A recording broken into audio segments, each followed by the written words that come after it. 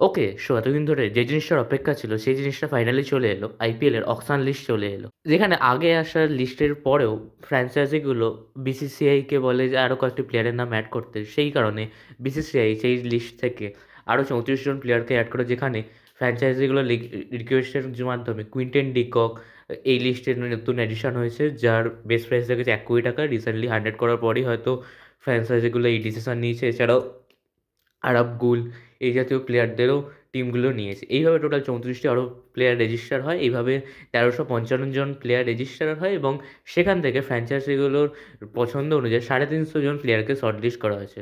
তবে এই শর্টলিস্টের মধ্যে দেখা যাচ্ছে যে ক্যামেরন গ্রিনকে একটা ব্যাটারে রাখা হয়েছে, এবং এটা যেহেতু কোনো মেগা অপশন নয়, তাই কোনো মার্কি সেট এখানে হয় না। প্রথমে ব্যাটসম্যান, তারপর অলরাউন্ডার, তারপর উইকেট কিপার, তারপর বোলার, এইভাবেই এই লিস্টে চলতে থাকে। তাই ক্যামেরন গ্রিন হয়তো প্রথম সেটেই আসতে চলেছে।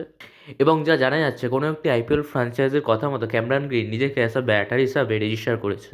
এবার সেই আইপিএল ফ্র্যাঞ্চাইজিটা কি সিএসকে? আমার তো সেটাই মনে হচ্ছে, কারণ সিএসকে প্রথমে হয়তো ক্যামেরন গ্রিনকে বলেছে তুমি অ্যাজ আ ব্যাটার হিসাবে রেজিস্টার করো, তার ফলে তুমি প্রথমে চলে আসবে এবং তার ফলে তোমার নাম প্রথমে আসার ফলে কেকেআরের মতো টিম, যা আর যতদূর যা বোঝা যাচ্ছে সিএসকে হয়তো 30-32 কোটি অব্দি ক্যামেরন গ্রিনের জন্য পুশ করবে। তো কেকেআর যদি গ্রিনকে 34 কোটিতে প্রায়, তো কেকেআরের এই 64 কোটি টাকার ব্যালেন্সটা কোনো আর ভ্যালু থাকবে না সেখানে।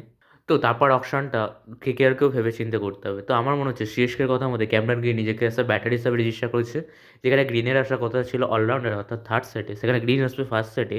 এবং হয়তো প্রথমের দিকে গ্রিনের নাম এলেও চলে আসতে পারে। এবং ভেঙ্কটেশ আইয়ার, যার আসা উচিত ছিল ব্যাটারের লিস্টে, সেই আসছে অ্যাজ আ অলরাউন্ডার লিস্টে। অর্থাৎ এখানে একটা উনো রিভার্স হয়ে গেছে বলা যায়। এবার বলে রাখি, এই 350 জন প্লেয়ারের মধ্যে সমস্ত প্লেয়ারকে অপশনে নাম ডাকা হবে না। প্রথম 70 জন প্লেয়ারকে অপশনে নাম ডাকা হবে, এবং তারপর বাকি থাকা পড়ে থাকা প্লেয়ারগুলোকে টিমেদের চয়েস অনুযায়ী আর ডাকা হবে, অর্থাৎ অ্যাক্সিলারেটর অপশন তারপরেই শুরু হয়ে যাবে। অর্থাৎ 70 জন প্লেয়ারের পর টিমের চয়েস করা প্লেয়ার অনুযায়ী আবার ডাকা হবে, সেই অনুযায়ী নাম ডাকা হবে। এবং আমরা যদি এবার যে প্লেয়াররা অকশনে নাম দিয়েছে সেদের দিকে, তো প্রথমেই আসবে ব্যাটারের সেট। যে ব্যাটারের সেটে অবশ্যই আছে ডেভেন করনবে, জ্যাক ফ্রেগার ম্যারজাস, ক্যামেরন গ্রিন, সারফরাজ খান, ডেভিড মিলার, তার এছাড়াও পৃথ্বী শ। এখন দেখার এটাই থাকবে যে ক্যামেরন গ্রিন কত টাকায় বিক্রি হয় ও পৃথ্বী শ কি আদৌ কোনো দল পায়। এবার সেকেন্ড সেটে যে প্লেয়ারগুলো আছে সেটা হচ্ছে অলরাউন্ডার লিস্ট। সেখানে আসছে অবশ্যই গাস আটকিসন, ওয়ানেন্দু হাসারাঙ্গা, দীপক হুড্ডা, ভেঙ্কটেশ আয়ার, লিয়াম লিভিস্টন, ওয়ান মুল্ডার, এছাড়াও রাচিন রাবিন্দা।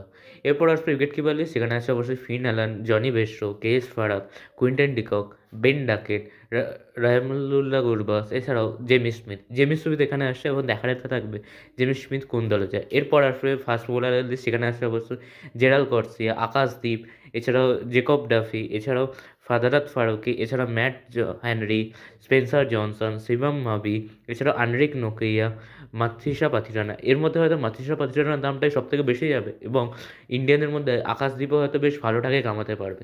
এরপর আসবে স্পিনারদের লিস্ট। এর মধ্যে অবশ্যই আছে রবি বিষ্ণুই, রাহুল চাওয়ার, আকিল হোসেন, মুজিবুর রহমান এবং মাসিতা সিকসানা। এইভাবে আমাদের ক্যাপ প্লেয়ারের লিস্ট শেষ হবে, এবং তারপর শুরু হবে আনক্লাব প্লেয়ারদের লিস্ট।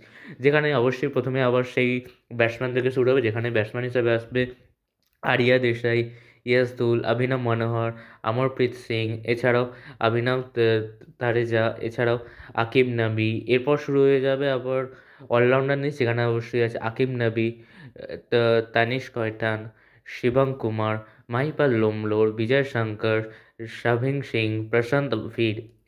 এরপর শুরু হয়ে যাবে আপনাদের উইকেট কিপার লিস্ট, যেখানে এটাই হয়তো মেন লিস্ট। যেখানে মেন যে প্লেয়ারগুলো আছে তারা হচ্ছে অবশ্য তুষার রায়, কার্তিক শর্মা, তেজস্বী সিং, রাজ লিম্বাচন, আকাশ মাথওয়াল। এই প্লেয়ারগুলো দেখা যাবে কোন কোন টিমে যায় ও কত অ্যামাউন্ট তারা পায়। এরপর আবার শুরু হবে ফাস্ট বোলার লিস্ট, যেখানে অবশ্যই আছে সিমরজিৎ সিং, নামান তিওয়ারি, কার্তিক তিয়াগি, ইয়াস রাজপুল, করণ শর্মা, শিবম শুক্লা, করণ কার্তিকেয়, প্রশান্ত সোলাঙ্কি।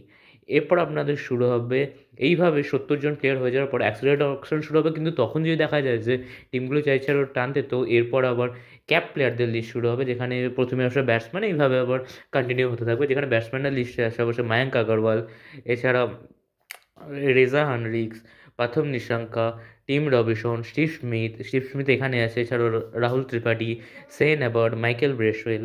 এরপর শুরু হবে অলরাউন্ডারের লিস্ট। অলরাউন্ডারের লিস্টে অবশ্যই আছে বেন ডর্সিয়াস, জ্যাক ফাজাক, Jason Holder, Daryl Mitchell, Daniel Sams, Dasun সানাকাও, Matthew Short, Tom Banton, Jordan Cox, Shai hope.